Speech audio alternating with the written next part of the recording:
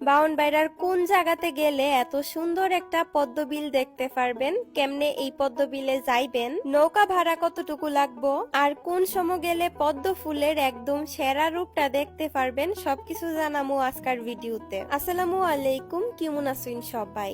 আজকে আমি আয়া ফুরছি আমরার বাউনবাইরার অনেক ভাইরাল একটা পদ্মবিলে। অনেকে এই জায়গাটারে কো কালীবাড়ি পদ্মবিল, আবার অনেকে কো ঘাগুটিয়া পদ্মবিল। বিল ঘুরে দেখবার লাগে আপনারা এখানে প্রচুর নৌকা পাইবেন, তবে নৌকা ভাড়া হেরা অনেক বেশি চায়া থাহে, দামাদামি কইরা কমাইতে হইব।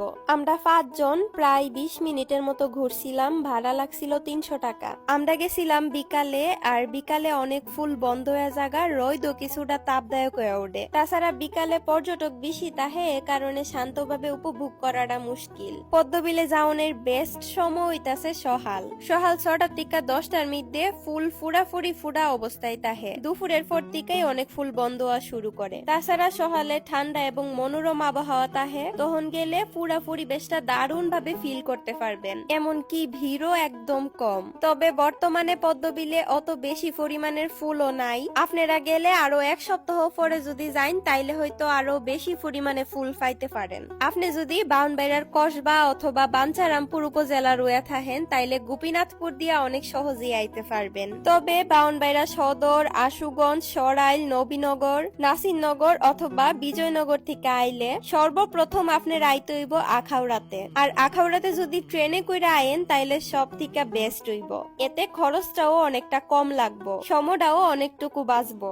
আখাউড়ার থেকে পদ্মবিলে আউনের অনেক রাস্তা আছে, তবে বেশি বৃষ্টি হইলে বা অনেক সমস্যার কারণে এখানকার বিভিন্ন রাস্তা প্রায়ই একদম যাতায়াতের অনুপযুক্ত হয়ে ওঠে, যার কারণে স্থানীয়রার সাহায্য নিয়া হেরার দেহানু ফতে যাওয়াটা সব থেকে বেস্ট হইব। আমি এ পর্যন্ত যতবার পদ্মবিলে গেছি সবসময় স্থানীয়রার হেল্প নিয়ে কোন রাস্তাটা বালা আছে এই রাস্তা দিয়েই গেছি। তবে কোন গাড়ি দিয়া যাইবেন এই বিষয়টা তো আপনার আর কিছুটা সচেতন হইতে হইব। পদ্মবিলে যাইতে হইলে সব থেকে বেস্ট হইব বাইকে যাওয়া, কারণ রাস্তাটা অনেকটাই সিফা। তবে আপনারা চাইলে সিএনজি বা অটোতে কইরেও যাইতে পারবেন, কিন্তু একদম বড় গাড়ি লইয়া এই জায়গাটাতে যাওয়া অনেক বেশি মুশকিল। আমি ফুল অনেক পছন্দ করি, আর পদ্ম ফুল আমার একটু বেশি পছন্দের। তো আপনিও যদি আমার মতো ফুল প্রেমী বা প্রকৃতি প্রেমী হয়ে থাকেন তাইলে মিস কইরেন না, যত তাড়াতাড়ি সম্ভব আয়া ফোরেন এই সুন্দর পদ্মবিলটা ঘুরে দেখবার লাইগা। আর সবার কাছে আমার একটা রিকোয়েস্ট থাকলো,